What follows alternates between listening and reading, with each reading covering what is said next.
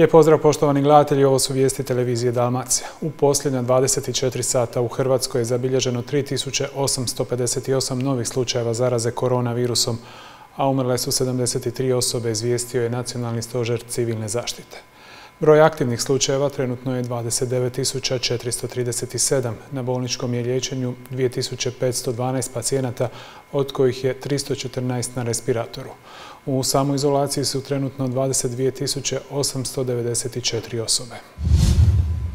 Prema izvješću Nastavnog zavoda za javno zdravstvo Splitsko-dalmatinske županije, od ukupno 1068 obrađenih testova, danas su 443 novooboljele osobe s područja županije pozitivne na COVID infekciju. Najviše ih je u Splitu, 188. Od ukupnog broja novooboljelih, 298 osoba su kontakti ranije zaraženih, dok se ostale epidemiološki obrađuju. Ukupno 757 građana nalazi se u samoizolaciji. Na bolničkom liječenju je 176 COVID pozitivnih pacijenata u KBC-u Split, od kojih se 29 liječi uz pomoć respiratora. Prema izvješću KBC-a Split u protekla 24 sata preminule su 4 osobe, 2 ženske u dobi od 85 i 71 godine te 2 muškarca u starosti od 88 i 69 godina. Osobe su uz brojne komorbiditete bile pozitivne i na COVID infekciju, navodi se u priopćenju Stožera civilne zaštite Splitsko-dalmatinske županije. Unatoč prosvjedima i negodovanjima trgovaca sa Splitskog pazara krenuli su radovi na donjem dijelu ove kultne tržnice koja bi do ljeta trebala imati jedan sasvim novi izgled. Iako nisu protiv uređenja, trgovci čiji se banci ruše nisu zadovoljni komunikacijom s gradskim vlastima.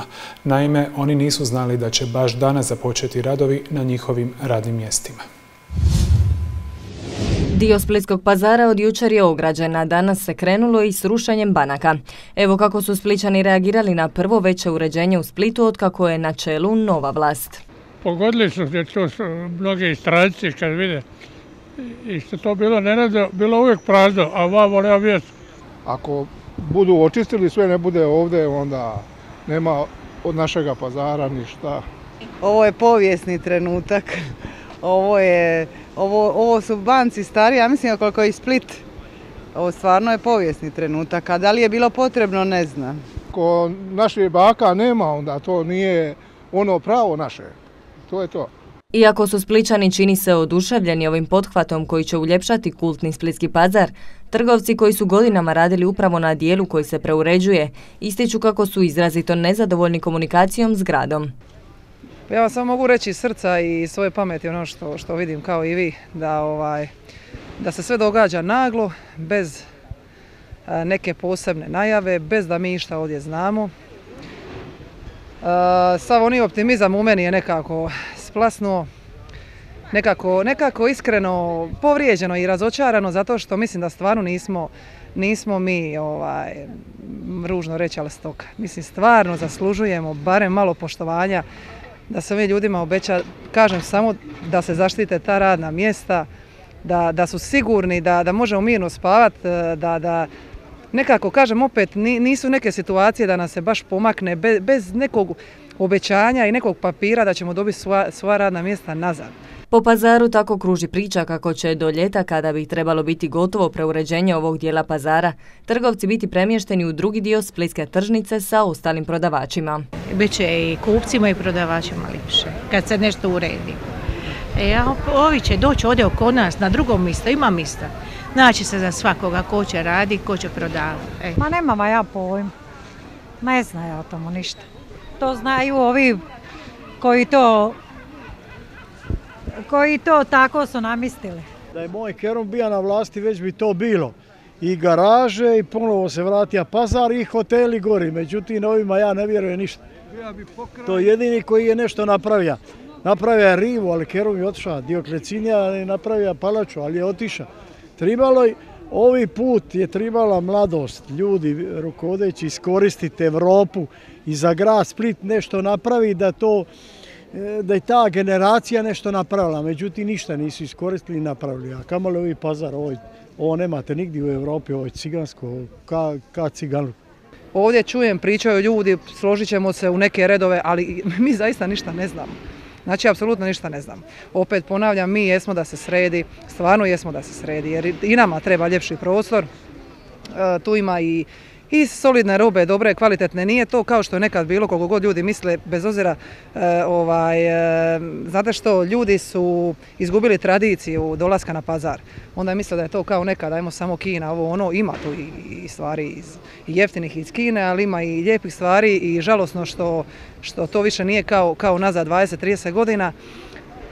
Ali najbolnije u stvari to što sam već po ne znam koji put rekla, što nema tog razgovora i te neke empatije, da se ti ljudi barem smire, da se kaže vratit ćete se tu, imat ćete taj svoj broj mjesta, nego evo, nekako sve preko noći. Naime, trgovci nisu dobili niti obavijest kako će rušenje započeti danas. Jučer, ako se ne varam, ujutro smo vidjeli da se to gradilo. Znači mi jesmo opet, kažem, iz medija saznali da će se to nešto preuređivati, pa su konzervatori izašli s mišljenjem kao da to treba pažljivo, da nije to baš tako. Međutim, nekako u blagom šoku gledamo, miče se sve, pitamo se uopće je li ovim ljudima na vlasti išta sveto. Zaista, ali ja vam stvarno, evo, kao dijete ovoga grada, nekako, pa i to već traje određeni broj godina, ali ova vlast nekako najbešćutnija. Otkrila je jedan od razgovora prilikom pokušaja rješavanja problema. Pa evo, vi ćete, ima tu, mogu vam potvrditi, neću nikoga prozivati, reći, pa ništa, vi ćete na biro, a vi se snađite i tako dalje. Mislim, ta bezosjećajnost, pa da vas neko tako vodi ovim gradom. A trgovkinja Radić u ime svih onih koji se bore za svoja radna mjesta na pazaru poslala je i poruku splitskom gradonačelniku. Ali gledajte, dragi gradonačelniče, ne razgovor da vi slušate pa da radite po svom, nego da slušate. Vi predajete na fakultetu i ja predajem na određenim mjestima, nije bitno, pa ja kad svojim učenicima nešto govorim, želim ne da me čuju pa da izađe ovdje, izađe, nego da me slušaju i da prime na znanje i da imate malo srca, ako ga nemate, pronađite u dubini sebe malo osjećaja. Ono što je sigurno, pazar će zaživjeti u nekom sasvim novom ruhu, a što će biti s trgovcima i njihovim radnim mjestima, tek je za vidjeti. Splitski gradski vijećnik Davor Matijević je još jednom pozvao gradonačelnika Ivicu Puljka da uvrsti u dnevni red iduće sjednice gradskog vijeća SDP-ov prijedlog o izgradnji POS-ovih stanova. Komentirao je i preustroj gradske uprave, ali i proračun. U splitskom SDP-u su se osvrnuli na njihov prijedlog za izgradnju POS-ovih stanova koji je trebao biti uvršten na sjednici gradskog vijeća proteklog petka, no nije došlo do glasanja zbog prekida sjednice. Žao mi je što jedan takav problem se i dalje odgađa. Kad smo bili u kampanji i pogotovo nakon što je gradonačelnik osvojio vlast, rekao je da je njegova ideja i intencija da u prvih 6 mjeseci krenemo sa realizacijom. Mi smo prije 2 mjeseca njemu interno predložili naše 4 lokacije, to su Brda, Ravna, Njive, Kila i Šine, i to su 4 lokacije na kojima prema važećem GUP-u možemo graditi već sada 800 stanova. Ukoliko bi krenuli sada sa realizacijom, ishodovanjem dozvola, mi bismo mogli već najkasnije do 3 godine imati realizirane i izgrađene zgrade i stanove spremne za useljenje. U SDP-u kažu da ne uvjetuju konkretne lokacije. Ukoliko ne želi prihvatiti ove lokacije, mi nećemo raditi problema. Nama je bitno samo neka da nekakvu alternativu da možemo jednostavno posvetiti se onome za što smo svi birani, a to je rješavanje problema, a smatramo da je POS preveliki problem. Cijene nekretnina divljaju na tržištu, izgubili smo 10.100 stanovnika u proteklih 10 godina i tome se moramo posvetiti sada. Na toj sjednici je rečeno da se svi prijedlozi moraju najprije poslati na mišljenje gradonačelniku i stručnim službama. Mi smo sad to poslali, ali moram isto podsjetiti da je gradonačelnik, odnosno njegov vijećnik Igor Skoko, na sjednici ranije predložio jedan apsolutno nezakonit prijedlog o raspuštanju gradskog vijeća. Gradonačelnik je predložio imenovanje nadzornih odbora, ako se sjećate, nakon što je sjednica već i počela, gdje smo mi zajedno s Akom Prkićem bili principijelni pa smo rekli da se to mora poslati ranije. Znači mi smo gradonačelnik ove lokacije predložili prije čak i 2,5 mjeseca. Znači on je bio upoznat sa ovim lokacijama, bio oduševljen sa lokacijama i rekao da će on provjeriti sa stručnim službama. Tako da mi čak nismo ni htjeli da mi budemo ti inicijatori. Mi smo to iskomunicirali tek nakon našeg, ajmo reći, tog nekog formalnog razlaza. Nama je bitno samo da se krene sa radom. Matijević ne vidi razloga da se ovaj prijedlog ne uvrsti u dnevni red.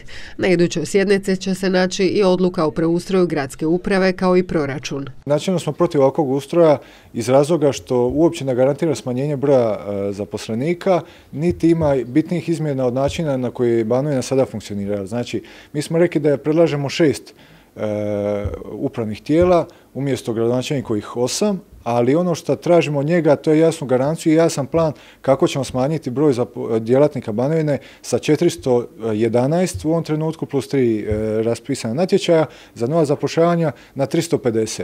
I ono što nam je problematično da je on predvidio ili nova zapošljavanja ili rast plaća u 2022. ili u proračunu vam je 25 milijuna veća suma za plaće, s tim da moramo reći da jedan veći dio od toga ide za plaće u predškolskim ustanovama i školskim. Za plaće je predviđeno dakle nekih 8 milijuna kuna. SDP traži konkretne planove za smanjenje tih rashoda.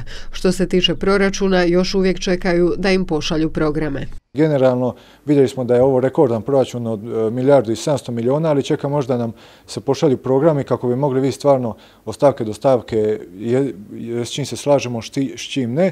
S čim ne budemo suglasni, poslaćemo amandmane i jasno ćemo obrazložiti zašto nešto ne podržavamo, ali generalno smatramo da treba doći do dogovora. Proračun bi trebao se izglasati. Mislimo da nije dobro da se grad Split u ovom trenutku blokira. Gradonačelnik Puljak mora naučiti primiti sugestiju i kritiku, poručuje Matijević. To je primjer KK Splita. Vijećnici mu nisu podržali, SDP mu je čak i tada podržao, ali nakon što je korigirao i prihvatio sugestije, jednoglasno usvojeno. I mislim da je to model na koji gradsko vijeće treba funkcionirati.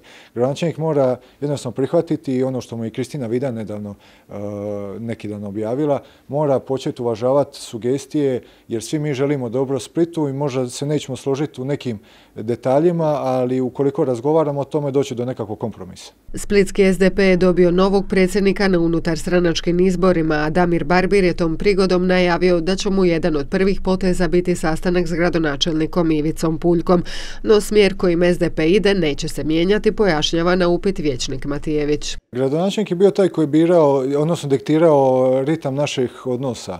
Ako ste vidjeli, gradonačelnik je bio taj koji je napadao SDP. Mi smo imali situaciju sa kolegom Franićem koji je od starta bio već malo rezerviran i oštar prema gradonačelniku i onda smo došli do zaključka da je bolje da se odvojimo. I upravo iz tog razloga što SDP želi biti konstruktivan, želimo podržati gradonačelnika, ali gradonačelnik mora prihvatiti da neke stvari, ukoliko se ne slažemo, nećemo podržati. Mi nismo njegovi niti članovi stranke, niti imamo obvezu podržati apsolutno sve. Što se tiče SDP-a, SDP će ići u smjeru kojem je išao do sada. Predlagat ćemo, inicirat ćemo kvalitetna rješenja za naše sugrađane i to je jedini smjer kojim će SDP u budućnosti ići kao i do sada.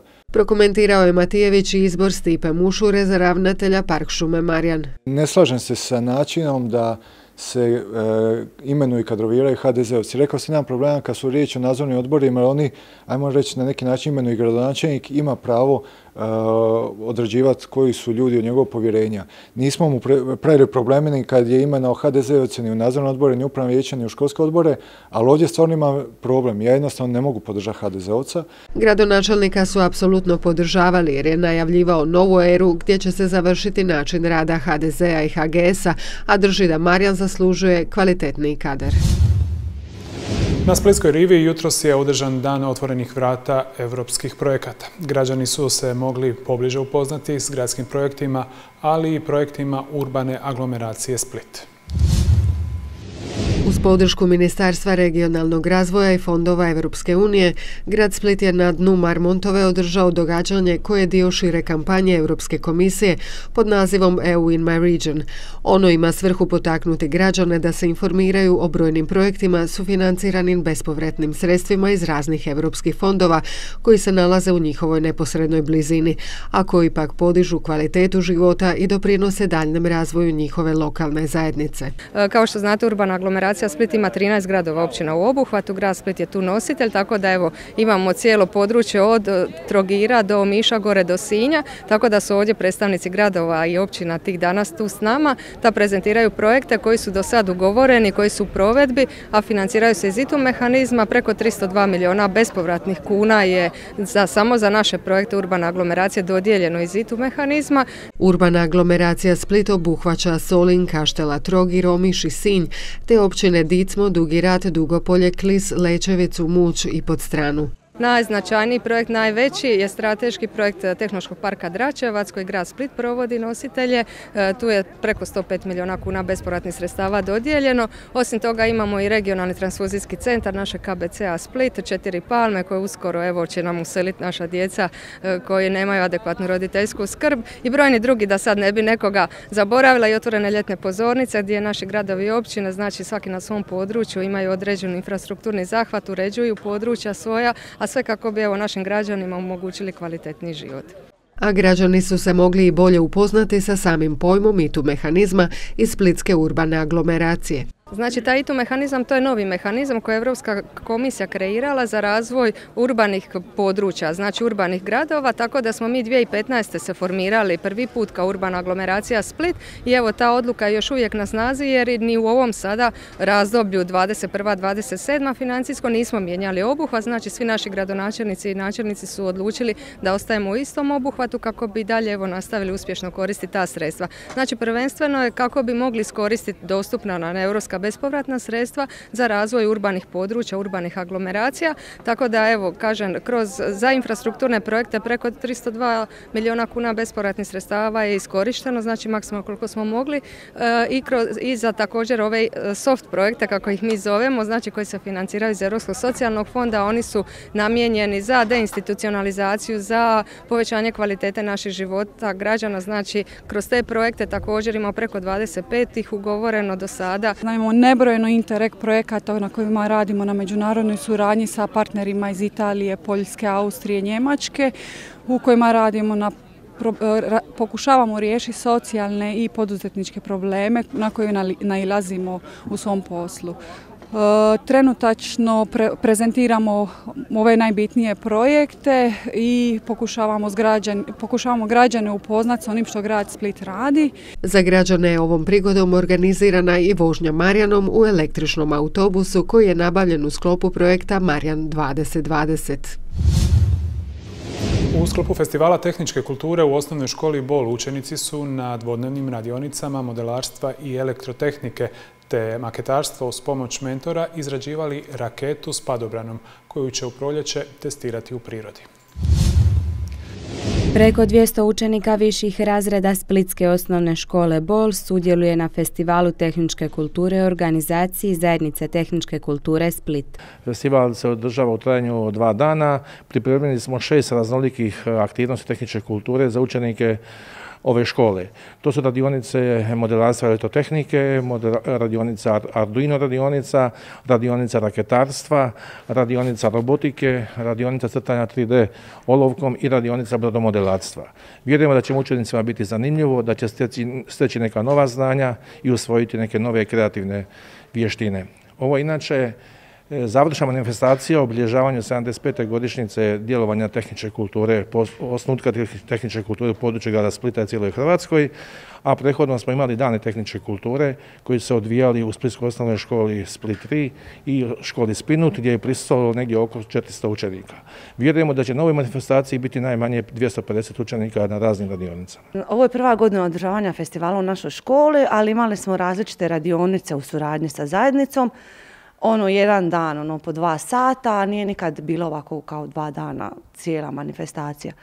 I planiramo u budućnosti naravno još više ovakvih radionica jer djeca su zainteresirana, jedva čekaju nešto raditi. Cilj ovih radionica je popularizacija brojnih tehničkih aktivnosti koje se djeci nude u ispunjavanju slobodnog vremena. Odnosno da mi dođemo, da mi pokažemo djeci što su to tehničke aktivnosti, čime se sve mogu danas sutra baviti. Možda nešto nekome bude od zanimanja, znači da im približimo taj dio i da ih potaknemo na općenito sudjelovanje u tehničkoj kulturi. Dakle, radionica je prilagođena za učenike 8. razreda. gdje se radi modelarstvo i elektrotehnika. Dio modelarstva se sastoji od izrada konstrukcije sove, a dio elektrotehnike se sastoji od lemljenja ovog jednostavnog strujnog kruga koji sadrži izvor, dvije ledice i prekidač. Radionica je predviđena za 2 školska sata, gdje je kraći ovaj dio izrade samog nosača sove, a malo duži dio je izrada strujnog kruga. Naravno, nije sve samo na praksi. Mi kroz praksu učimo i teoriju. Učimo o polaritetu, o principu rada strujnog kruga, o vrstama materijala i tako slično. Osim modeliranja sove, učenici osnovne škole Bol na radionici raketnog modeliranja u timovima su izrađivali raketu. Izrađujemo padobrane i trake, a sutra ćemo raditi trupove raketa i sve skupo objediniti u neku letjelicu koju zovemo raketu, zato što ima raketni motor. I na proljeće ćemo sve ono što budemo napravili, ako bude moguće negdje otići van Splita, jer treba prostor gdje je dostupno, da lansiramo i isprobamo čiji će modeliti bolje. Mi danas izrađujemo raketu koju ćemo možda u jesen ispaljivati ako bude dobro vrijeme i ako nađemo prostora. Sad trenutno radimo padobran i... Kako ste radili taj padobran? Hoćeš nam malo opisati? Imali smo jedan materijal kao kesu, roze boje. Onda smo je prestavili na 4 dijela, označili smo sa flomasterom i izrezali smo, to jest rub smo skinuli, to jest smo izrezali i... Prvo smo dobili krug već iskidan, onda smo nalijepili ove končiće na ove kao crte i onda smo to sve prestavili i stavili ovako, pa će to ići u raketu i onda kad raketa se ispali, ona će automatski ovo otvoriti, padobran će izaći i valjda će sretno sletiti. Je li bilo teško to napraviti? Nije baš uopće. Koliko vam je vremenski trebalo? Trebalo je 15 minuta otprilike. Znači, najteži dio uvijek ove radionice je da obrate pozornost, znači privući pozornost, da slušaju, a ne odmah rade i da sa noževima ne barataju olako, ali kad to savladaju sve ostalo ide lako, stvarno im se sviđa i mislim da će ovo pokušati kasnije i sami. Pa radio sam maketu rakete. Je li zahtjevno, ćeš nam opisati taj proces? Pa je zahtjevno, prvo moramo napraviti neki padobran, pa smo morali uzimati ove neke konce i sad radimo ovu baš raketu sad, a da, teško i zahtjevno. Prijatelji što kažu, kako je njima, jel u timu radite? Pa je, radimo u timu, svi smo složni, svi dobro idemo. Ima nekih trenutaka kad se malo svađamo, ali na kraju sve dobro ispadne. Jel se ti sviđaju ovakve radionice, jel želiš sudjelovati? Da, želim sudjelovati, ne baš uvijek, ali da, većinom. Učenici su na ovim radionicama naučili kako modelirati te napraviti vlastitu raketu, a ovaj festival se održava kao posljednja aktivnost u sklopu 75. obljetnice tehničke kulture u gradu Splitu. Poštovani gledatelji, hvala vam na pozornosti. Bilo bi to sve u vijestima televizije Dalmacija za danas. U nastavku programa slijedi vremenska prognoza. Srdačan pozdrav!